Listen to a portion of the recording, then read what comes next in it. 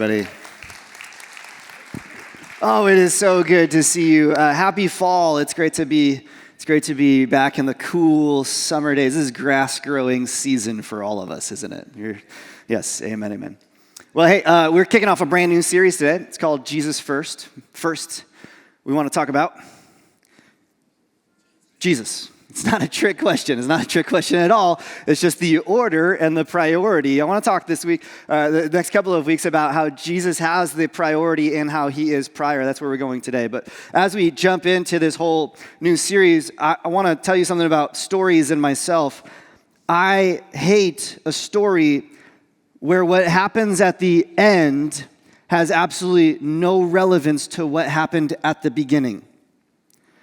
I love it at the end of The Lord of the Rings that Frodo goes back to the Shire. There's something so satisfying about the fact that he returns where he started, that the first place we saw him is the last place that he ends up. I think the greatest ending of any movie of all time is The Lion King. It really is. And if you haven't seen it in a while, go back and watch it, because at the end, you've got Simba on top of the jagged rock overlooking all the Pride Lands. Am I spoiling this for anybody? This is a very old movie. Sorry, I think 1994 is 30 years old. Greatest movie ending of any movie of all time. Because he's out there, and what does he have? He has his the circle of life is all completed. He's got his son, and it's like he's in motion of raising him up, and it cuts, and it's just so satisfying. It's so good. It's so good. It's careful storytelling. It's brilliant. But if you tell me a story that ends like with a spinning top, do you know the one I'm talking about? It's the one where it spins the top and then we don't know what happens next. I walk away from that feeling like the world is spinning off axis. I hate it. I hate that so much. I need the full circle beginning to end. Beginnings influence endings. Endings influence beginnings. And watch this. Beginnings and endings influence everything. Tragedies are when good beginnings meet bad endings. Comedies are when bad beginnings meet good endings. And fairy tales are when good beginnings have good endings. You ask, Dan, why are you telling us all of this about stories and endings and beginnings? And here's why.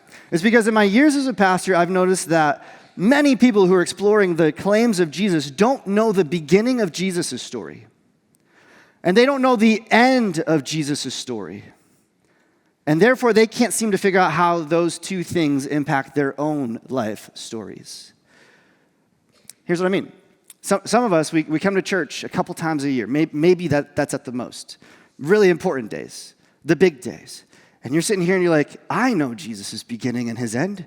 His beginning is Christmas and his end is Easter. I'm here every year and I hear all of this.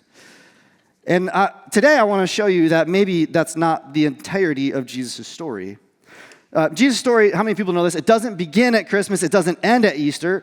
If that's all you know, then your life is more like Groundhog Day than it is anything else.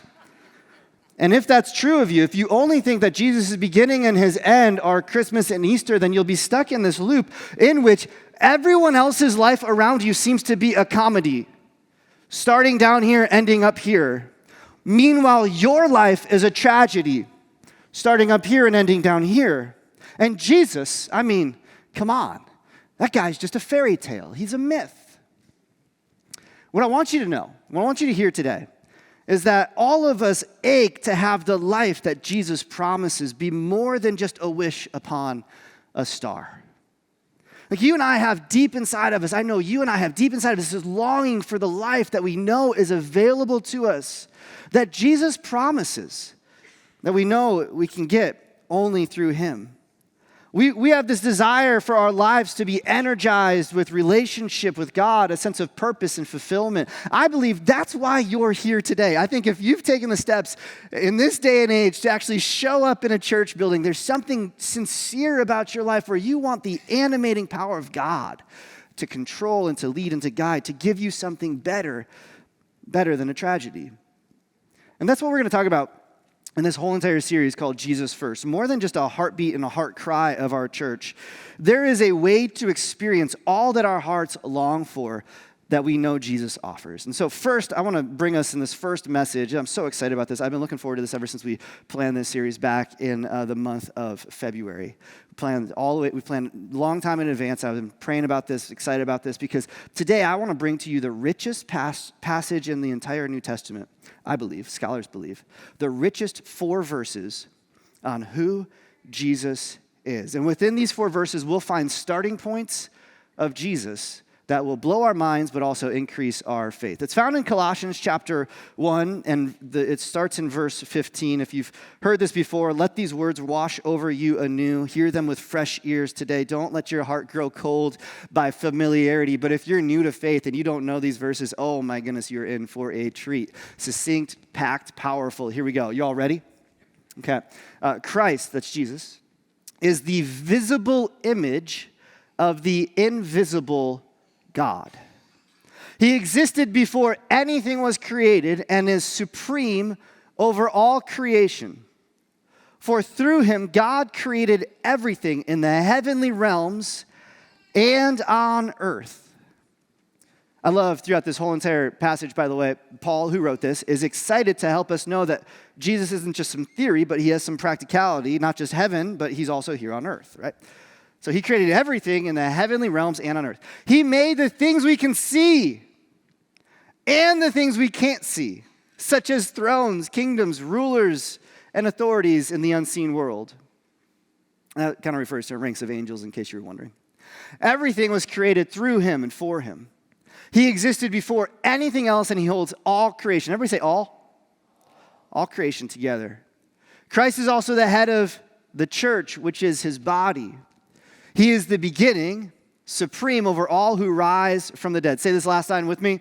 So he is first in everything. So he's first in everything. 3 starting points that help us understand who Jesus is, understand his story and why he's so important to each and every one of us. Why is Jesus so important to you? Who is Jesus? Well, first, he is the starting point of knowing God. Why should you investigate? Why should you care? And why should you follow Jesus?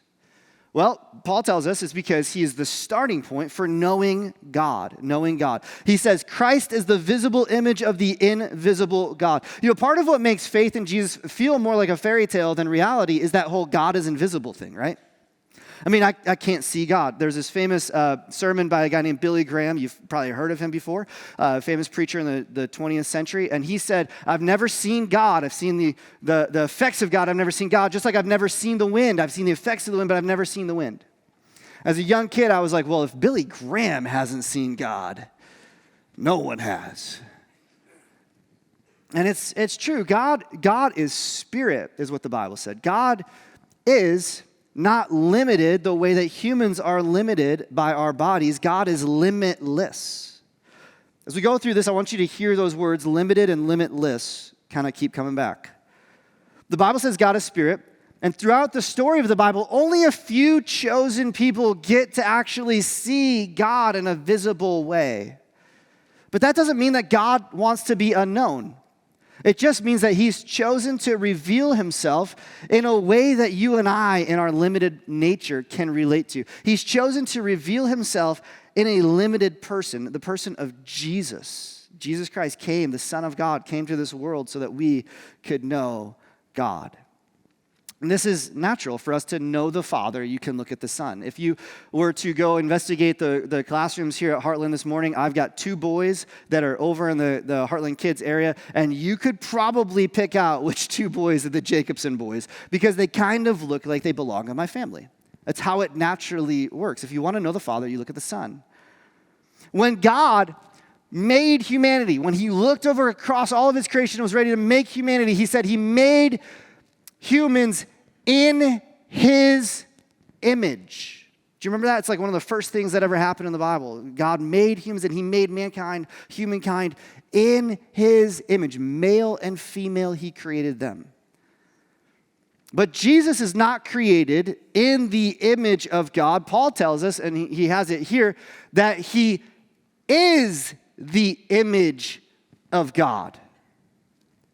Jesus is not created in the image of God. He's not even created. He is the image of God. There's a real distinction. We have this special characteristic ourselves of being similar in God's image, but Jesus himself is God's image.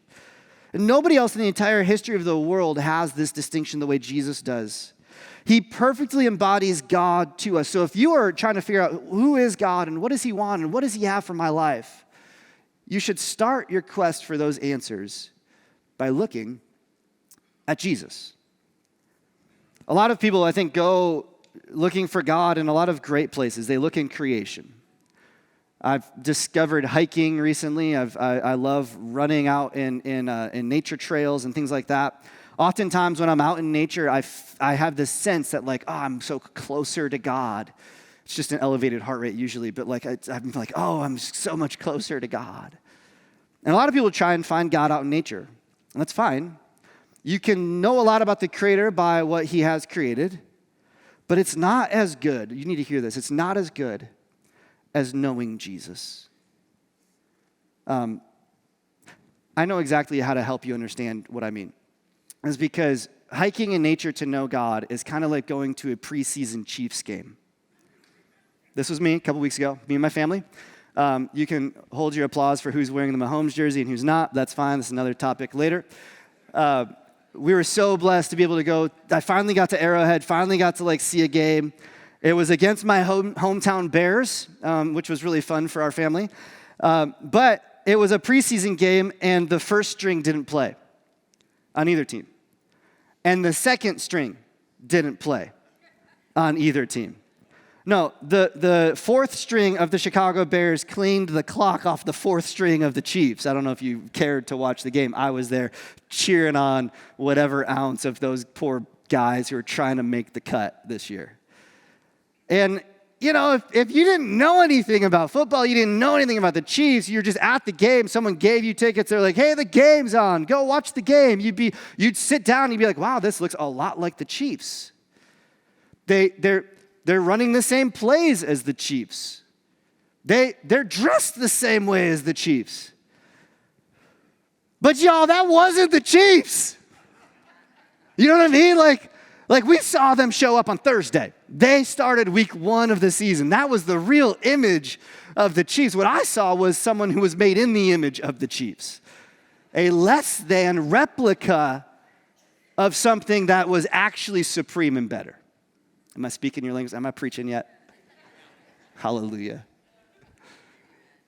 And this is the same with Jesus. I mean, a lot of people think they know Jesus. They got a guy that looks like Jesus. They got characteristics of Jesus. They see people that look like Jesus, but they don't know Jesus. We've settled for a third string religion built upon something other than the character of God. So better to see the real thing. And Jesus is the real thing. He's the image of the invisible God. He shows us not just what God is like, he shows us who God is. Not a fairy tale, but in reality. I'd love to get you into the atrium to have our meetup, so I'm going to keep moving. I have to go quickly. The second starting point that we're going to see here is found in the next verse. It says, he existed before anything was created. He is supreme over all creation, for through him God created everything in the heavenly realms and on earth. He made the things we can see, the things we can't see, such as thrones, kingdoms, rulers, and authorities in the unseen world. Everything was created through him and for him. Jesus is important because he's the starting point of knowing God. But Jesus is also important because he's the starting point of God's creation. Starting point of God's creation. Everything was created through him and for him. It sounds a lot like what American industry used to say.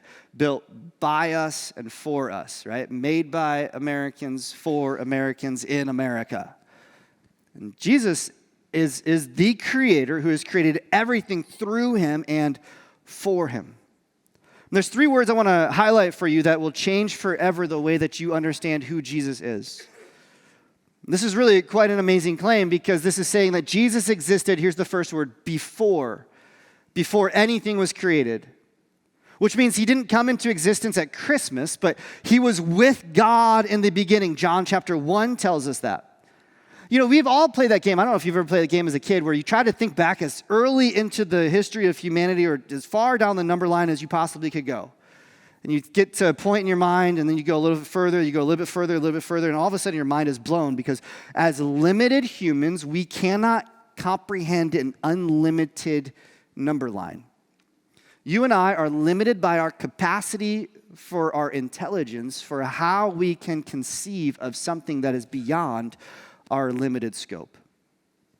And Jesus is not limited by time.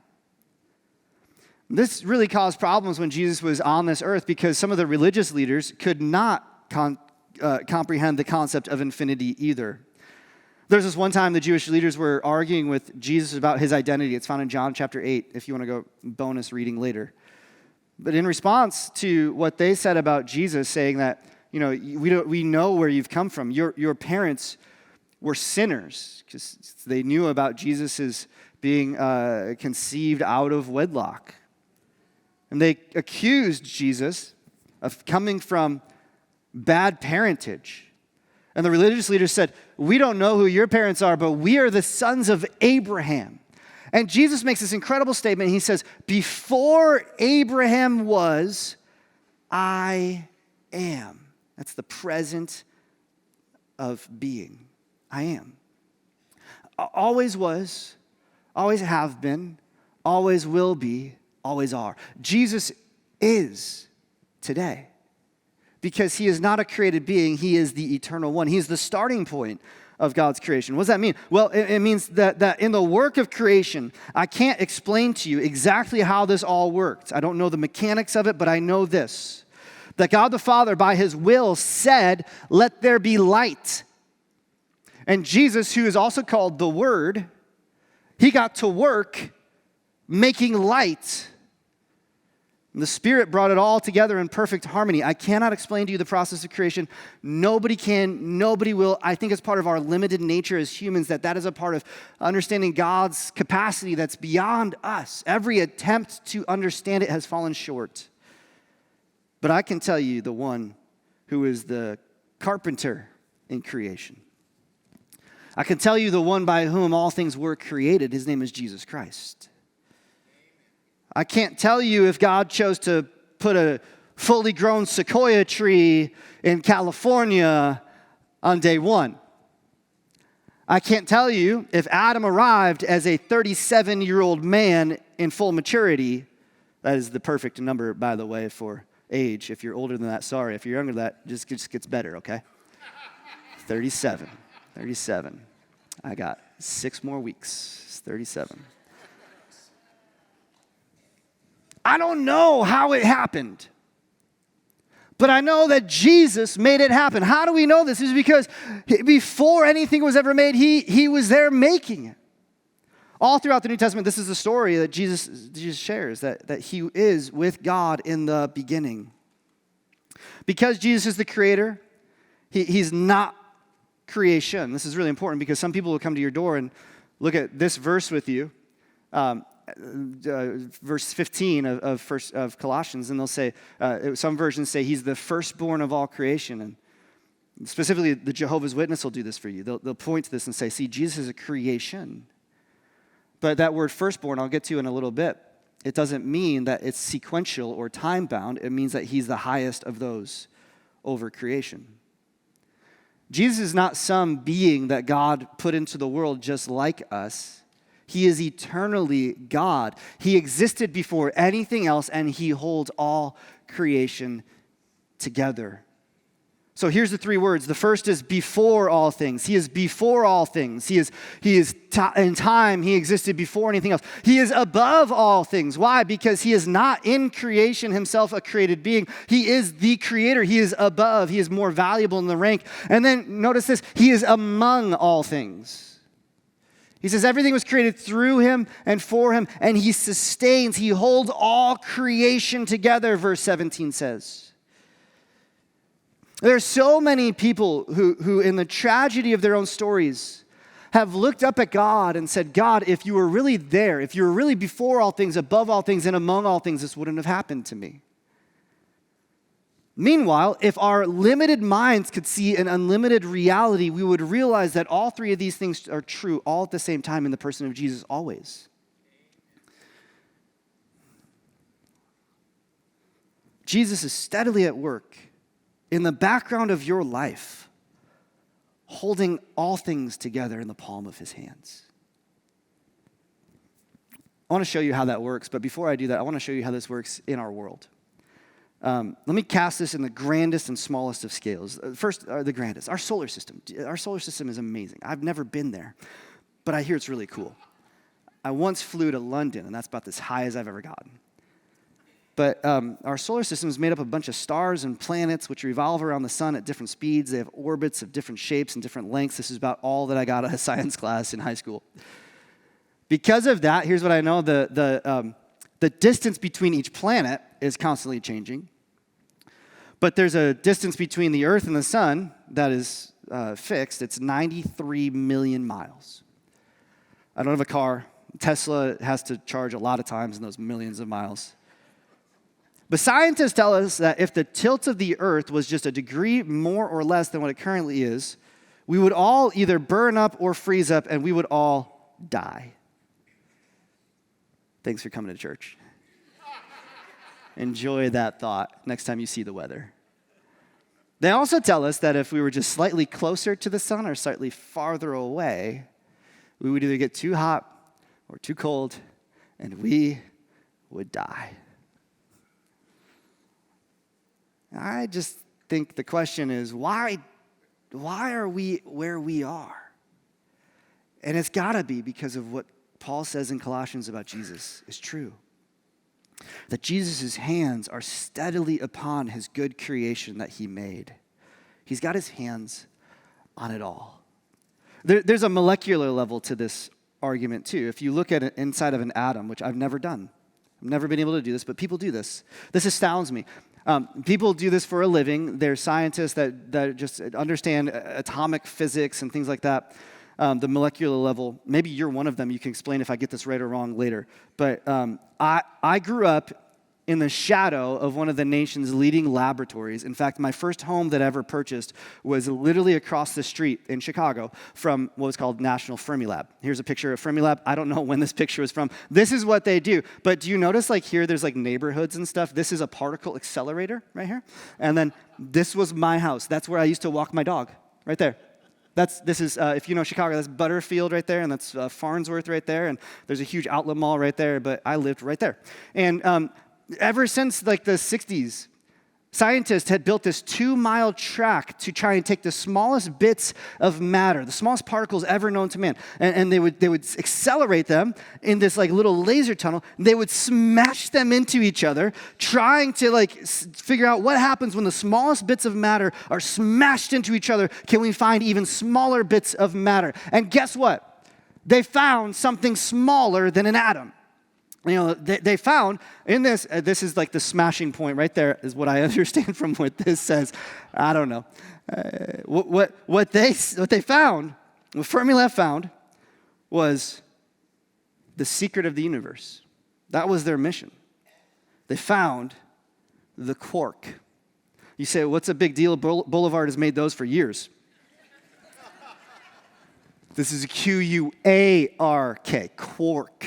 And this is the smallest known particle. Am I saying that with a Chicago accent? Yeah. Quark? I can't do it. There are here's what I know, 3 quarks inside each proton and neutron, 6 in each atom. These quarks are not attached inside the atom. They are floating inside the space within the nucleus. And if ever, this is what we know, if ever one of these infinitesimally small particles were to touch another infinitesimally small particle, it would cause instability within the atom, which would ignite the neighboring atoms, which would cause literally an atomic bomb. Squeeze your fingers together real fast, I just dare you, like try it. You ask yourself, well, If that's true, why don't we blow up? That's the question that the Chicago Tribune posed to scientists from Fermilab back in the 1990s. If this is true, that there's theoretical particles that are floating around inside the nucleus, and if they ever touched, it would actually cause instability and explode, why don't more things explode? And here's what the paid scientists who had built that structure in a real location and done real tests, their real answer to that really important question was, we don't know why we don't blow up. Now, I know I just went to Bible college,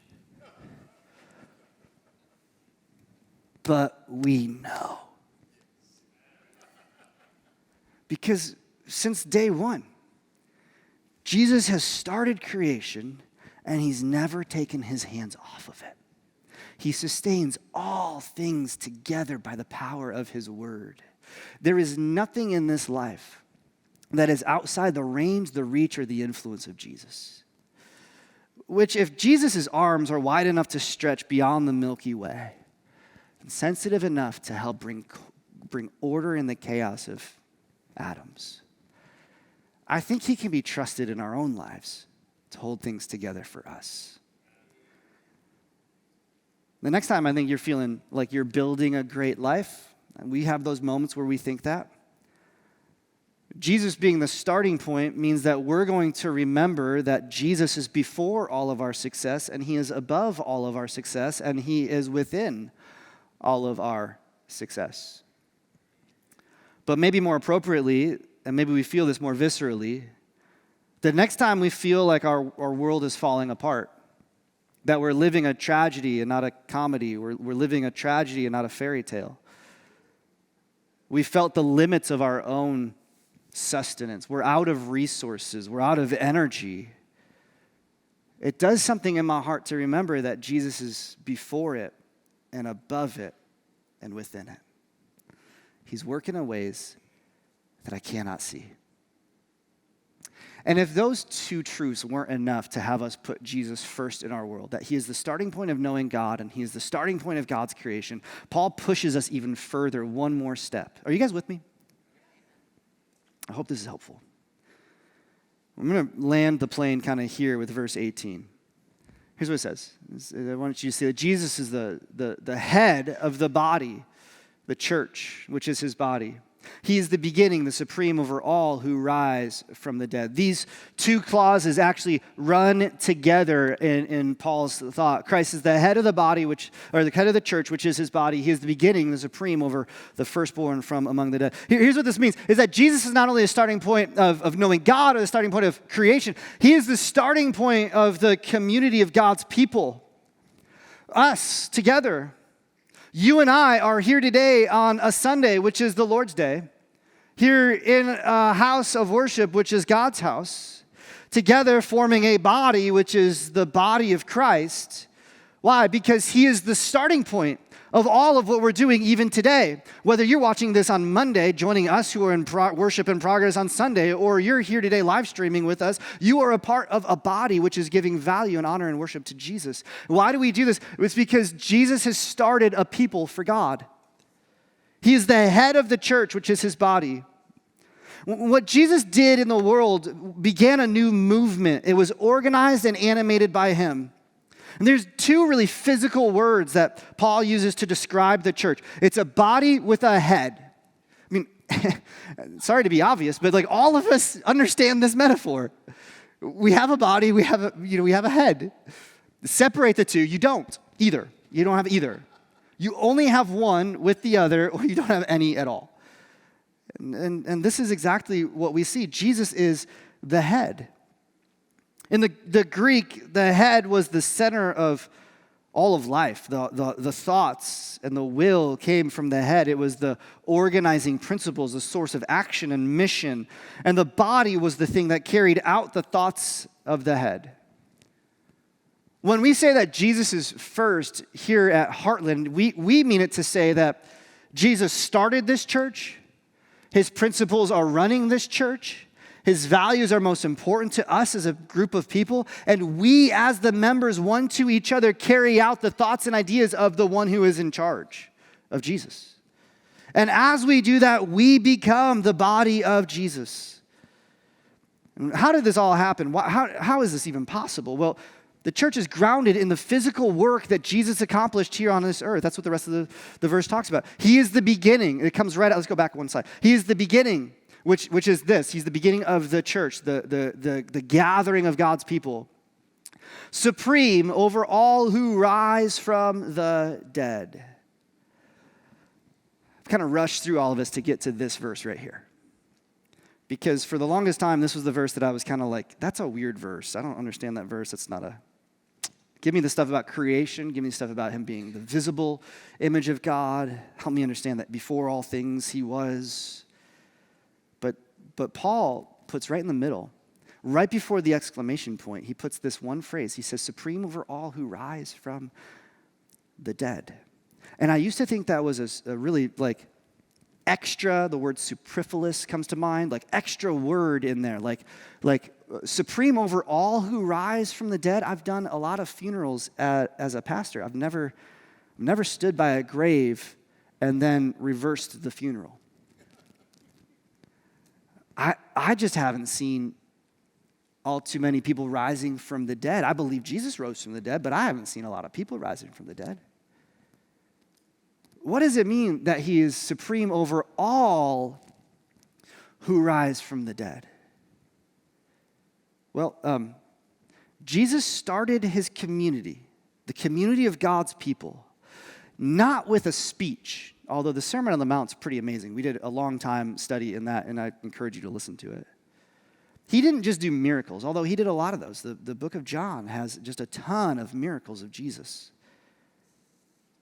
It was what he did was the impossible. Jesus started this by doing the impossible. He himself rose from the dead. Okay, like 6 of you have been trained by me. I feel like I'm making progress. Every time we talk about the resurrection, there should be something in your heart that's like, oh my gosh, yes, amen is what that means. So let's try that again. He did that by rising from the dead. Amen. Yeah. Because he died. Which is a tragedy. And he was buried, which is a reality. And then he rose from the dead, which is a fairy tale. I mean, it's not a fairy tale in the sense of like it didn't happen. It's like the outworkings of a real life fairy tale, of like too good to be true, like impossible to really understand. Like nobody does this type of stuff. This is incredible. Like how could this be that someone could come back to life? We don't see this every day. But the bedrock foundation of your faith can't possibly be that someone was a nice person to you and so you trust in Jesus. The bedrock foundation of your faith can't be that your parents had some sort of like faith in how they raised you and now you're a parent and so you got to have some faith in how you raise your own kids. No, the only reason that we exist as a group of people, God's corporate assembly, corporate meaning body, assembled together in faith, working out the mission of Jesus is because he rose from the dead and... Hold on. Yeah, thank you. Oh, gosh, too good. You guys, that's on me. I love you guys. Oh. And here, this word supreme, it's translated supreme in my version, the New Living Translation, but it's actually the word prototokos in Greek, prototokos. It really means the first who was born, but it's also in English where we get the word prototype. When Jesus rose from the dead, he did so as a prototype of all who would rise from the dead. Thank you. That's really amazing. That's actually encouraging me. And here's how I can help you kind of get this real quick. If I want Chiefs to help you understand image of God, I'll go Nikes to help you understand prototypes. The most valuable version of Air Jordans in the world are the originals. Last I checked, did the Google search the other day, but the original prototypes are still the most valuable pair of Air Jordans in the world. Why? It's because they're the first. They're the standard by which all other Air Jordans that would be made were set up against. If you had the original, you had something incredible, something truly valuable. But if you had the second, you had something that was in the like form and in the like manner, but not the same thing. The prototype is still the most valuable of all the Air Jordans. Why? It's the firstborn. Many would come after the Air Jordans, but none would surpass the Air Jordans. Here's what I want to say. When Paul says Jesus is the firstborn from among the dead, it means that Jesus' resurrection is the first of its kind and the greatest of the kind. But it will also be that many will be resurrected in the lineage of faith in Jesus. He is the standard bearer of our resurrection, but also the limitless power of God. He defeated the limits of our death and our humanity. And that's why Paul punctuates this verse with this incredible statement. So he is first in everything. There is nothing in this world in the beginning or in the end that Jesus isn't already the first within. First in time, first in creation, first in life after death, first in the church. But is he first in your life? That's the big question. If you were to keep reading what comes after this, this is where Paul pushes us in verse 21. He says, this includes you, he says. Have you let Jesus be first in your life? Why would I put Jesus first in my life? Well, because Paul has already said he's first in everything already. And the truest life that you could ever have, the real life that you've always wanted, is a life that is in alignment with the one that is already first. The one who is prior and the priority is the one who will give you all fulfillment and satisfaction and purpose in your life by aligning your life to know him. The fact that he did something for you, he gives you the life that you crave by rising you up from the grave. Why is Jesus first? Because he's the only one who has the power to be supreme over all who rise from the dead. That's you. And that's me. In the work that Jesus has done in this world, the real physical, historical work of Jesus, he has made it possible that you and I don't have to be slaves to death and sin and our limited humanity any longer. He has set us free by the power of his blood on the cross, taking our penalty for us on the cross. He went to the grave, he rose from the dead, and he offers each and every one of us who has faith in him that he would make himself first in our lives and free us up. This is what Paul says in Romans chapter 10, verse 9. He says, if you confess with your mouth that Jesus is Lord, what is that? That Jesus is first. And believe in your heart that God raised him from the dead, you will be saved. You will find the life that your heart longs for. And this is what Jesus is up to in his church. This is what Jesus has been doing ever since he rose from the dead. He's in the business of taking real people who are stuck in tragic stories and giving them the experience of a fairy tale where new life went from being impossible to automatically possible. Where he does the things in our life because he's before all things and above all things and among all things. That his power works in our lives to change us from the people that we were to people that we never thought that we could be. He does that by rising us from the dead. I think when people think about the church that Jesus started, this has kind of been true about us ever since the beginning. The church that Jesus started, it's really the biggest knock on us has been that we're a bunch of hypocrites. We're a bunch of people who say things one way, but act another way. And we're way more ordinary and like everybody else than we are like Jesus. We're imperfect. We're judgmental. And I want to say, he didn't start a perfect church. He didn't start a nice church. He started a resurrected church. So every single one of us who's in the space, hypocrite. I'm a hypocrite. You guys know I'm a hypocrite? I'm a hypocrite. Why? Because I'm a limited human just like you. But what's the difference? Someone who's resurrected in Jesus, while we are not where we want to be in our lives with the character and conduct and all of the ways that we want Jesus to change us, we're not there yet. I wish y'all would have known me before I knew Jesus. Because I wasn't a hypocrite, but I was also kind of a word I can't say because they'd have to bleep it in the back. That's true of so many people here. We're not perfect people. We are resurrected people living out this new life with a new hope. We are people for whom life is not falling apart. That's the difference. We're a people going through the same world that everybody else is, but we're a people who, when we face all these unexpected tragedies and hardships, we don't fall apart because we have something greater than our greatest limits. We have life. We have life. In the midst of the hardest things, we have life. I mean, I'm looking at people who have recently buried loved ones. I'm looking at people who have recently gone through cancer. I'm looking at people who have gotten fired from their jobs recently, who've been maligned. I'm looking at people who've had to move across different cities, trying desperately to put your relationships back together with your family members. I'm looking at people who are watching loved ones slip away from lucidity.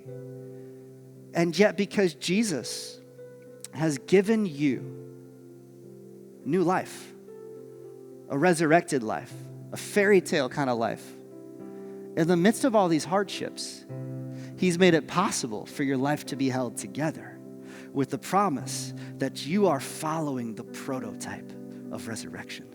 That you know not just where the story began, but you know where the story of Jesus ends. And it's at the end of the world where he's eternally ruling and reigning, but he's brought us all with him because we are resurrected as well. Because you are an eternal as well. Because God has saved you and rescued you and brought you out by the blood of his Son to pull you out of the domain of darkness into the kingdom of his beloved Son. He loves you that much that he's given you that new hope. And I know this is true because this has been one of the greatest encouragements to me in my life story over the past 6 months. I've said this before, I'll say this again. I'm sorry if you're tired of hearing this, but this is my story. I would never have thought as a parent it would be possible to face life falling apart, to face life-threatening crisis, and not be completely undone by it. 6 months ago, our family got news of a diagnosis that has defined this season of our life. It's for one of our kids. We were shell-shocked. When we heard about it, I thought I was going to go into a catatonic state. I don't want to be too in my own story, but I'll tell you this. In the ER of KU, in the middle of the night, you can stand at the end, and there's a big window, and it overlooks the kind of archway that goes across the streets. I remember standing there minutes after I heard the news about what my child was facing, in the middle of the night, feeling like I was living a tragedy, feeling like I was in the hardest situation any parent had ever been in. I know that's not true, but this is true of me. It was the hardest moment of my entire life. And I remember looking out at the words, University of Kansas Health or whatever it was. I really don't even remember. And I remember wanting to curse. In fact, I think I did. I remember taking a deep breath. I remember praying. And what I heard back from Jesus was this simple phrase: Dan, I'm before all of this. I'm above all of this. And I'll be with you through all of this. And so a couple days later, we got home out of the hospital. And do you know what had happened? People from the community of God, God's people here in this church, showed up at my house and resurrected it. Went from being just its own tragedy and helped clean up for us, just to help us have a space to think and a place to go. And God's people have been there right by us, even this past week, bringing us meals, still caring for us, loving on us. And I have experienced the witness of God. I know that's not a word, but I'm going to use it as a word. The witness of God, that he's amid my struggle. He's present. He's holding all things together in my life. Why? Because the resurrected power of God through you has shown up in my life and resurrected me. Jesus has started this. And as the body lives out the resurrection principles of this world, we show the world that no, we're not perfect, but we have a hope. That when life comes at us one way, we don't have to crumble. We have a sustainer. And you have a sustainer. For when your life gets rocked by things that you can't imagine, there is a solidity to this life that is only found in one person, the one who was before all things, the one who is above all things, the one who is among all things. Same as Jesus. So I want to ask you this. Have you let Jesus be first in your life? Is he first for you? And this is the invitation.